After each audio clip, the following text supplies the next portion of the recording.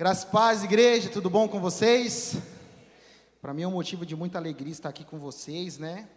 Queria dizer para vocês que vocês são crente mesmo, porque hoje, olha, essa chuva bem na hora, vou te contar, viu? Até quem é lavado e remido aí pensaria, mas glória a Deus que você está aqui, que em nome de Jesus, né, eu possa ser um instrumento aí para ministrar ao seu coração, amém? Amém.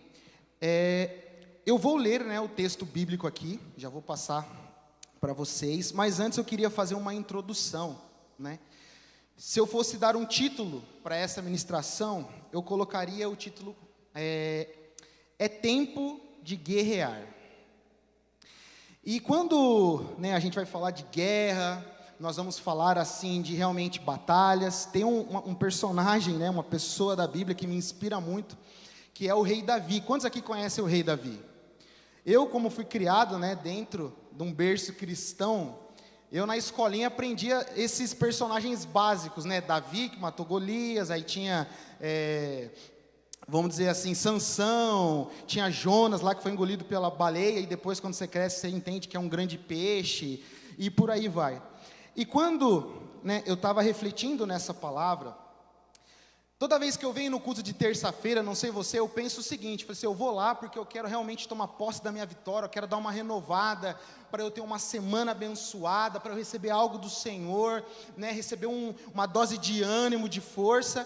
Eu estava com isso no meu coração, e quando eu fui montar esse sermão, essa palavra, Deus falou para mim que nós deveríamos tratar primeiro bases. Nós deveríamos tratar primeiro situações que são pilares na nossa vida, ao qual elas sustentam essas bênçãos e essas vitórias que o Senhor vão nos dar essa semana.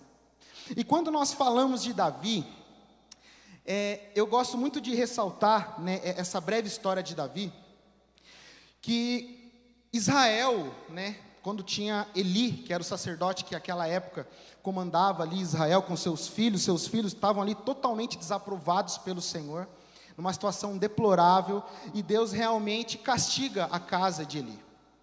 Literalmente, né, os filhos deles são mortos, ele acaba morrendo também, a arca do Senhor, a arca da aliança é roubada, ela é levada numa guerra. E a arca representava a presença do Senhor, a arca representava que Deus estava com o seu povo. E quando essa arca estava ali no povo filisteu, o povo se alegrando porque derrotaram o povo de Deus, aqueles homens começaram a ter tumores, aqueles homens começaram a ser acometidos de doenças, porque, meu irmão, com Deus não se brinca. E foi tão assim pesado que eles começaram a levar essa arca para vários lugares para dar uma equilibrada, porque aonde ia, morria todo mundo, todos os homens ficavam doentes. E chegou a um ponto que eles se reuniram, os líderes filisteus, e falaram assim, não dá mais, porque se ele ficar aqui, nós vamos ser extinguidos da terra. E aí eles fizeram tumores de ouro, ratos de ouro, colocaram numa carroça nova, colocaram, né, bois novos ali, bezerros para levar, e eles falaram assim, que se for da vontade de Deus, aquela arca ia voltar, né, ali para a jurisdição do povo de Deus, e aqueles animais foram e levaram a arca lá.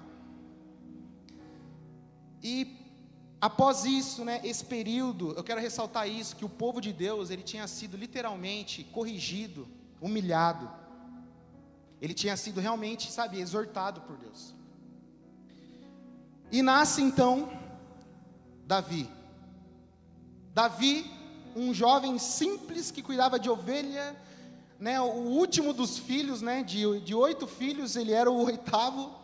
Os irmãos todos guerreiros, todos fortões lá, bonitões, e Davi mirradinho, cuidando lá das ovelhas. E o profeta Samuel, um belo dia, né, quando Saul desobedece a Deus, Deus fala para ele que ele já instituiu um novo rei sobre Israel. E Samuel vai até até a casa de Jessé, pai de Davi. Chega lá, olha, todos os filhos, não era nenhum daqueles. Aí ele falou, você não tem mais nenhum filho? Chamou aquele que estava lá no campo, lá cheirando ovelha, cheio de carrapicho ali na sandália. É esse, porque Deus não vê como o homem vê. Deus vê o coração e derrama o azeite sobre a cabeça dele, e ele vem ali então com aquela unção, e quando ele foi levar mantimento para os seus irmãos. Estava ali Golias afrontando o povo de Deus, porque o povo de Deus achava que era suicídio enfrentar Golias, e aquele jovem mirradinho olhou para aquilo e falou: quem é esse incircunciso que afronta o povo do Deus vivo? E ele vai lá, né? Vocês conhecem toda essa história, vai lá. Ele se coloca na posição para lutar contra Golias. Tentaram colocar nele uma armadura de Saul que não era dele, e ele foi só com a funda e as pedrinhas, e ele matou aquele gigante que botava medo em exércitos. Um jovem cheio da presença de Deus derrubou aquele gigante. E a história de Davi só vem crescendo, ele se torna escudeiro do rei. Saul, ele era atormentado por espíritos imundos, e quando Davi tocava, acalmava Saul.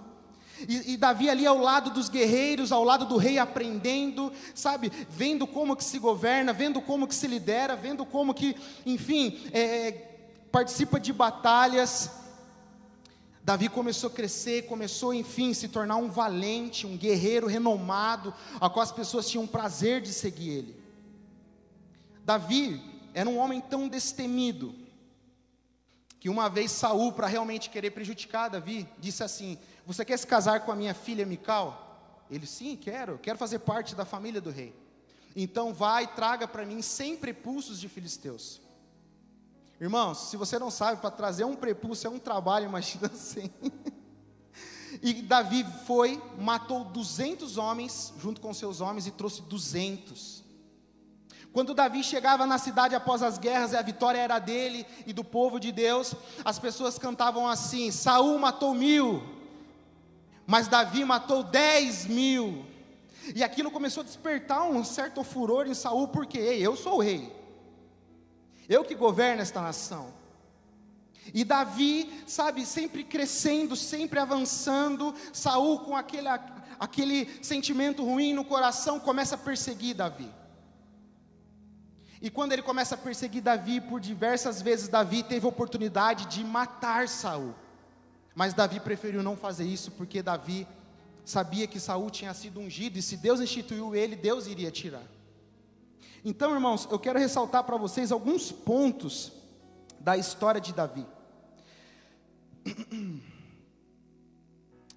Eu gosto de ressaltar isso também, que Davi, na sua trajetória, ele tinha os seus valentes. A gente não sabe ao certo se eram aproximadamente 30, às vezes em alguns textos da Bíblia, em outros livros da Bíblia, mencionam aproximadamente 37, mas tinham 3 que eram os caras. Tinha um que com uma lança, ele matou mais de 800 homens. Você imagina uma pessoa, pode ser grande, matar 800 homens. Aí quando fala sobre esses valentes, diz assim no final: e Deus deu um grande livramento aquele dia.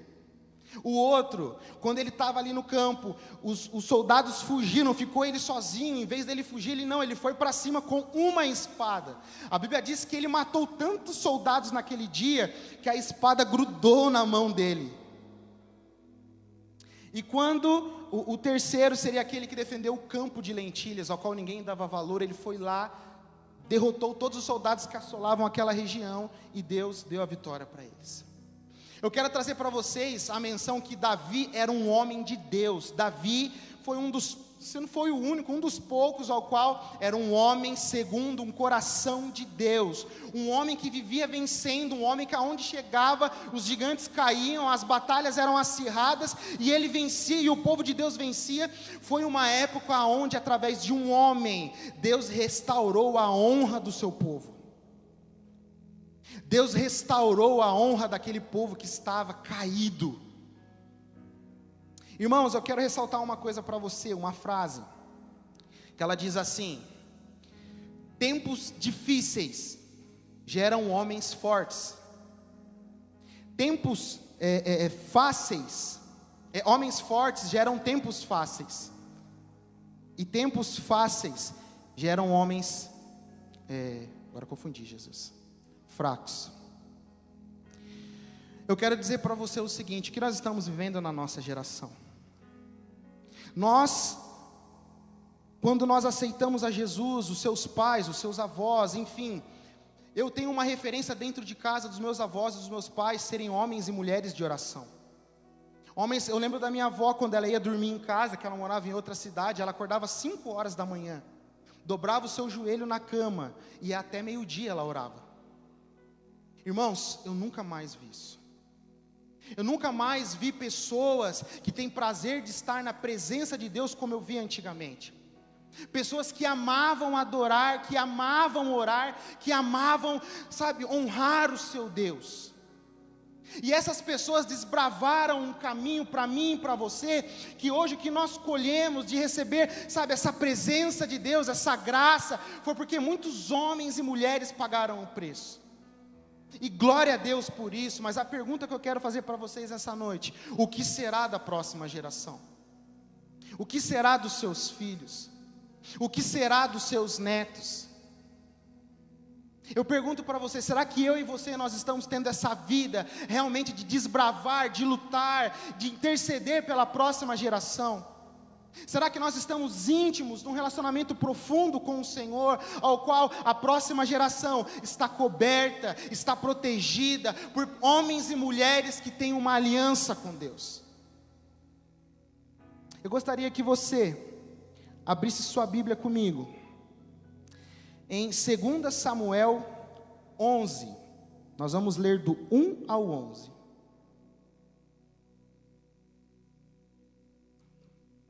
Quem achou, dá um glória a Deus.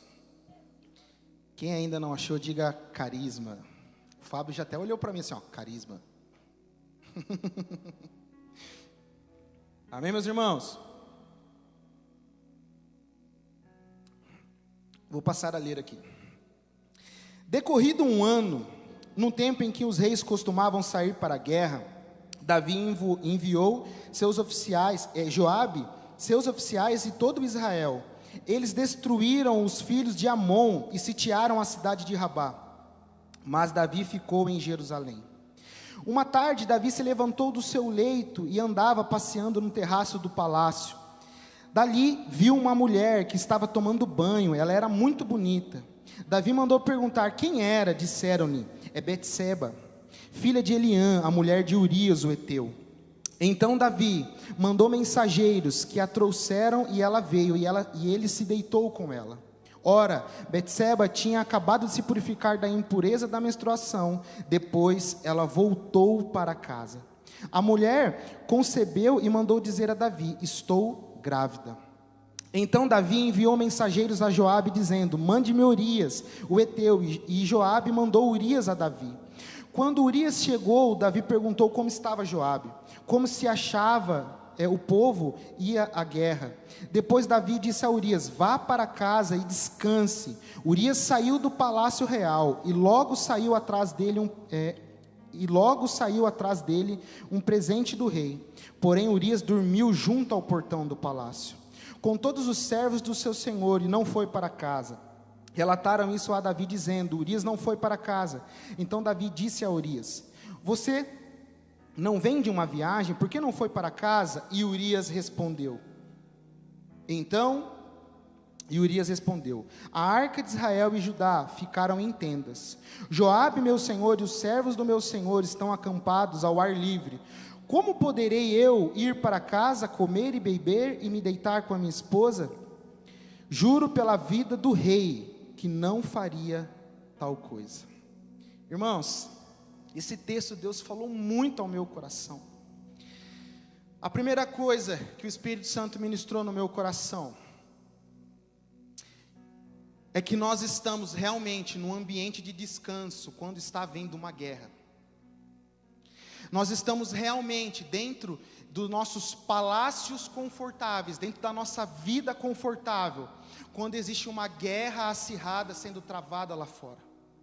E essa guerra não é uma guerra de qualquer um, é uma guerra do povo de Deus. É uma guerra ao qual nós precisamos nos conscientizar que é necessário que nós olhemos para a nossa vida e possamos alinhar a nossa vida perante ao Senhor. Meus irmãos, quando nós falamos de Davi, nós não falamos simplesmente de um rei, de um governante que estava ali por simples acaso. Davi era um guerreiro. Davi era um exemplo na guerra e na batalha. Ele era o último homem que poderia estar realmente descansando dentro de um palácio. Fora isso, ele era o líder, o exemplo. Quando eu estava lendo esse texto, o Espírito Santo ministrou muito forte no meu coração, que existem muitos filhos e filhas que têm talentos, filhos e filhas que têm um chamado, que têm um propósito claro, que estão realmente parados, estagnados em uma zona de conforto. Sabe, existem pregadores sentados aqui que não pregam mais. Existem ministros de louvor que estão aqui que não ministram mais. Existem pessoas que são, sabe, intercessores natos que não intercedem mais, pois devido às situações da vida, por às vezes ter conquistado certo conforto, enfim, por diversas situações, preferiu ficar estagnado, parado e não romper mais na sua vida. O Espírito Santo me incomoda nessa noite a dizer para você que é tempo de recomeçar, que é um tempo de se alinhar, pois o Senhor não permite mais esse tempo de escassez, esse tempo de estagnação. Nós precisamos entender o peso do que Jesus fez na cruz. Nós precisamos entender que Cristo veio em carne, morreu por mim e por você. Não é para virmos aqui e ficarmos sentados.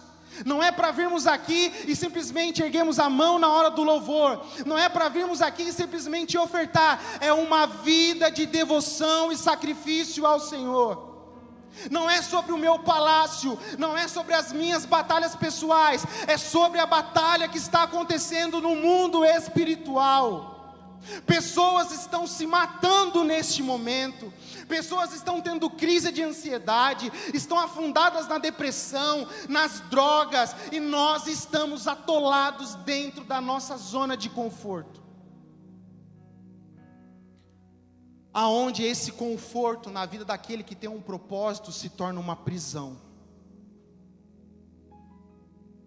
Nós achamos que estamos ali realmente desfrutando de algo bom, quando na verdade estamos perdendo aquilo que é de mais valioso, aquilo que o Senhor te criou para exercer. Ei, meu irmão, ei, minha irmã, graças a Deus que você está em uma igreja, ao qual os pastores, os membros, querem te ver crescendo, querem te ver cuidando de pessoas, querem te ver participando da consolidação, querem te ver orando. Mas irmãos, muitas vezes eu olho o pastor ministrando, eu vejo o Fábio falando sobre o carisma, e parece que tem que fazer brotar água da rocha, quando era uma coisa que tinha que estar cravado no seu coração. Eu não preciso dizer que Jesus te ama e que Ele morreu por você, para você fazer além, para você ser livre, para você salvar aqueles que estão cativos. Ei, meu irmão, do mesmo jeito que Jesus me salvou, do mesmo jeito que Jesus te salvou, existem pessoas que estão sofrendo lá fora, precisando ouvir a tua voz, precisando do teu abraço, precisando, sabe, do teu conselho, precisando do teu amor. E eu te pergunto, o que nós temos feito como igreja? Qual tem sido o nosso posicionamento como filhos de Deus? Irmãos, quando nós lemos esse texto, Davi, ele cai no pecado do adultério. E o interessante, quando eu falei de Davi era um exemplo de um homem de Deus. Quando ele pecou, ele foi descaracterizado. É como se ele tornasse uma outra pessoa. Sabe, o pastor tem ministrado isso aqui na igreja. O importante não é só começar bem. O importante é nós terminarmos bem. Nós precisamos alinhar o nosso coração, avaliar o nosso coração todos os dias, pois o que o inimigo quer é roubar a nossa atenção, é roubar o nosso foco e roubar o nosso tempo. Quando Davi cai naquele pecado de adultério, ele chama Urias, ele toma a atitude que o rei deveria ter tomado. Urias não queria ir para casa comer e o rei estava no palácio comendo. Urias não queria ir para casa dormir e o rei estava dormindo no palácio. Urias queria estar na guerra e o rei estava ali. Como que pode? Soldados estando lá, o meu comandante Joabe e eu aqui. Meus irmãos, Davi mandou matar esse homem. Davi pediu para Joabe colocar ele na linha de frente, propositalmente, que era onde a batalha era mais acirrada, para realmente ele ser morto e ele encobrir o pecado dele. Sabe, meu irmão, eu não sei como está a sua vida, eu não sei do seu passado. Talvez nós possamos ter cometido atrocidades. Talvez você pode ter caído em adultério. Talvez você possa ter feito coisas horríveis, assim como Davi. E Davi, de um adultério, se tornou um assassino. Vocês percebem como que isso descaracterizou Davi? Um homem que era segundo o coração de Deus. Meu irmão, não é do dia para a noite. Sabe, eu estava meditando nesse texto, o Senhor trouxe esse exemplo na minha mente. Hoje em dia, esse palácio ao qual nós estamos ociosos, com tempo livre, hoje é as redes sociais. Esse palácio ao qual nós ficamos ociosos, às vezes são séries, às vezes são situações na nossa vida, ao qual nós não percebemos, mas nós estamos ali, esperando o momento certo de Satanás vir com a sua tentação e nos fazer cair. Porque nós não nos envolvemos mais com as coisas de Deus. Porque nós não estamos mais envolvidos com o que o Senhor está fazendo. Meus irmãos, quando Davi faz isso, eu até escrevi aqui, o pecado cegou Davi. Davi ficou cego. Ele começou a olhar para o que ele fez e ele sempre foi um homem que se importou tanto com o que Deus pensava, tanto com o que Deus fazia, e naquele momento é como se a janela do céu tivesse fechado, é como se ele não tivesse tido relacionamento nenhum com Deus, e começou a tomar decisões por si mesmo. Eu acho muito legal essa parte, em que Urias responde para ele o que deveria ser feito, e eu queria que você abrisse sua Bíblia agora, é também em 2 Samuel, só que agora no capítulo 12, versículo 1, é a página de trás, hein, gente? Se demorar para achar, vai para o carisma, hein? Está escrito assim: o Senhor enviou Natã a Davi. Natã foi falar com Davi e lhe disse: havia numa cidade 2 homens, um rico e o outro pobre. O rico tinha ovelhas e gados em grande número, mas o pobre não tinha nenhuma, a não ser uma cordeirinha que lhe havia comprado. Ele a criou e ela cresceu em sua casa junto com seus filhos. Comia da sua comida e bebia do seu copo. Dormiam em seus braços e ele a tinha como filha. Certo dia chegou um viajante à casa do homem rico e este não quis pegar uma das suas ovelhas ou um dos seus bois para dar de comer ao visitante que havia chegado. Em vez disso, pegou a cordeirinha do homem pobre, a preparou para o homem que havia chegado. Então, olha isso, igreja. Então o furor de Davi se acendeu contra aquele homem e ele disse a Natã: tão certo como vive o Senhor, o homem que fez isso deve ser morto, e pela cordeirinha restituirá 4 vezes, porque fez uma coisa dessas e porque não se compadeceu. Então Natã disse a Davi: esse homem é você. Assim diz o Senhor, o Deus de Israel: eu ungi rei sobre Israel, eu o livrei das mãos de Saul, eu lhe dei a casa do seu senhor e as mulheres do seu senhor em seus braços, também lhe dei a casa de Israel e de Judá, e se isto fosse pouco, eu teria acrescentado mais coisas. Por que então você desprezou a palavra do Senhor, fazendo o que é mal aos olhos dele? Meus amados irmãos, quando nós estamos sem comunhão com Deus, nós só enxergamos os pecados dos outros. Quando Natan chegou ali apresentando aquela situação, ao qual pegou-se a única cordeirinha que aquele homem tinha, e o homem era muito rico, ele tinha muitos cordeiros. Davi disse: esse homem é digno de morte. E Natan estava falando de quem? Justamente do rei Davi. Meus irmãos, quando nós pecamos, nós somos desconfigurados. Quando nós pecamos, nós não reconhecemos nem a nós mesmos. Quando nós nos afastamos de Deus, quando nós pecamos, nós quebramos a nossa comunhão com Deus, nós cometemos atrocidades. E o Senhor está te chamando nessa noite. O Senhor está te chamando nessa noite para ser feita uma nova aliança. O Senhor está te chamando nessa noite. Olha, eu estou sentindo isso muito forte no meu coração. O Senhor quer resetar, Ele quer apagar o seu passado. Não importa o que você fez, não importa o tamanho do peso e o tamanho da culpa que você sentiu, que você sente, enfim, o Senhor quer fazer nova todas as coisas. O Senhor quer reestabelecer uma vida, e uma vida com abundância. Não se permita viver uma vida de mesmice, uma vida de escassez. Ei, meu irmão, quando Davi comete tal atrocidade, Deus pesa literalmente a mão sobre Davi. Deus fere a criança no ventre de Betseba, e aquela criança nasce adoecida.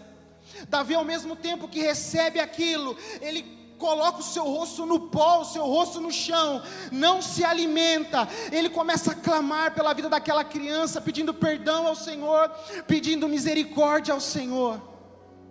Meus irmãos, quando nós falhamos, o nosso arrependimento, ele tem que ser proporcional àquilo que nós cometemos.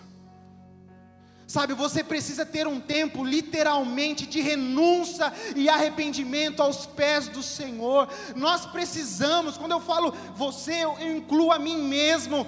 Nós precisamos se prostrar, pedir perdão para o Senhor todos os dias da nossa vida, pois as melhores ações da nossa vida são trapos de imundícia, perto daquilo que o Senhor merece, perto daquilo que o Senhor é digno. Ei, meu irmão, Davi se arrependeu e Deus levou aquela criança. Quando aquela criança foi embora, Davi se vestiu, comeu, teve o seu tempo de luto. E eu quero trazer para você nessa noite, que após isso, Betseba e Davi tiveram mais um filho, que se chama Salomão. Eu creio que você sabe quem é Salomão. Irmãos, existe renovo para aquele que se arrepende. Existe perdão para aquele que reconhece que precisa ser perdoado. O problema é que nós, muitas vezes, achamos que somos autossuficientes bons. Eu sou bom. Eu não falo palavrão. Não, eu nunca fiz tais coisas horrendas. Meu irmão, todos nós somos carentes da graça e da misericórdia do Senhor. Sabe, irmãos, nós precisamos nos posicionar, alinhar o nosso coração como igreja, para que o verdadeiro evangelho seja transmitido através de nós. Não se permita viver um evangelho de aparência, assim como o pastor falou. Não se permita viver um evangelho, sabe, que nem a pastora falou, né, no domingo, fake. Não se permita viver uma vida rasa, quando o Senhor pagou o preço para você viver algo completo.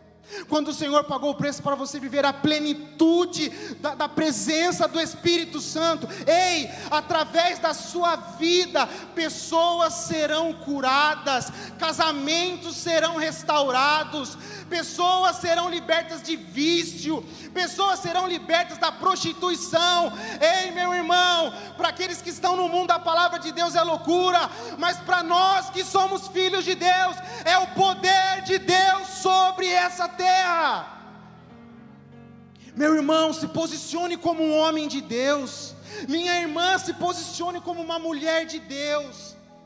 A Bíblia nos diz que o mundo espera com grande expectativa que os filhos de Deus sejam revelados. Quem aqui é filho de Deus? Glória a Deus pela sua vida, meu irmão. Sabe, todos esses problemas que nós estamos vendo aqui na nossa cidade, Quando nós andamos aí após as 10 horas, todo lugar tem uma prostituta, tem um lugar que vende droga, você é a solução para isso. Sabe, quando nós passamos e vimos aqueles moradores de rua, você é a solução para isso. O que é mais importante, você já tem, que é a presença do Espírito Santo. Se a sua aliança foi quebrada, se você está se sentindo fraco, ei meu irmão, hoje é o dia dessa aliança ser restabelecida, hoje é o dia de toda a casta de demônio cair por terra, porque você é livre em Cristo Jesus. Nada nem ninguém pode te aprisionar, nem o inferno inteiro pode parar a igreja do Senhor. Nós precisamos entender a totalidade do Deus que nós servimos. Nós precisamos entender o quão grande é o amor do Senhor para com nossas vidas. Nós não podemos nos deixar viver uma vida parada, uma vida de mesmice. Irmãos, nós estávamos no discipulado essa semana, e eu conversei com os meninos que nós precisamos refletir a glória de Deus nas pequenas coisas. É num bom dia que você dá, é uma oração que você faz no seu trabalho, é um abraço. Sabe, que você possa sair daqui nessa noite confrontado, não para te desanimar ou te machucar, mas para você sair daqui inconformado com a situação que nós estamos vivendo. Sabe, existe um oceano ao qual nós podemos desfrutar, e nós estamos contentando com um copinho de café cheio de água. Meu irmão, você tem que noção que através da sua palavra, em nome de Jesus, o inferno retrocede, pessoas são libertas. Meu irmão, é tempo de se levantar e de se posicionar, é tempo de um renovo na presença do Senhor. É tempo ao qual nós precisamos realmente reconhecer que precisamos ser salvos. Eu preciso ser salvo. Os pastores dessa igreja, todos os pastores precisam ser salvos todos os dias. Ninguém é bom o suficiente, meu irmão. Não existe um mais santo que o outro. Todos nós somos falhos e necessitamos da presença e do amor do Senhor. Sabe, não se permita sair daqui nessa noite da mesma maneira que você entrou. Não permita com que Satanás zombe de você. Sabe, irmãos, já deram esse exemplo muitas vezes. Já estou até cansado de dar esse exemplo. Mas é aquela história do elefante e aquela estaquinha no chão. Ele tem uma força gigantesca, mas aquela estaquinha, por ele estar desde pequenininho ali, ele acha que ele não pode escapar daquilo. Sabe, uma vez eu vi um exemplo, que tinha um ninho de águia no topo da montanha, e a mãe águia lá foi mexer no ninho, caiu um ovinho de águia, ele foi rolando, e caiu dentro do galinheiro, e aquela águia cresceu achando que era uma galinha. Ela andava, ela ciscava, mas ela era uma águia. Quero dizer para você, meu irmão, você é uma águia. Deus te chamou para voar alto. Deus te chamou para romper. Sabe, eu lembro quando a primeira vez que eu vim aqui, o pastor disse uma frase. Ele falou assim: você não nasceu para ser uma florzinha bonitinha, sentadinha aí no banco. Você nasceu para ser uma árvore frutífera, uma árvore frondosa, onde os passarinhos, os animais vêm e fazem o seu ninho. É isso que Deus tem para você, meu irmão. Assim como Davi se arrependeu, Deus tem perdão para você nessa noite. Assim como Deus deu a ele um sucessor do trono, independente do mal que ele causou, o Senhor o perdoou. Ele teve consequências por aquilo, mas o Senhor perdoou. Irmãos, Jesus, a raiz de Davi, o Messias veio da descendência de Davi. Quer honra maior que essa?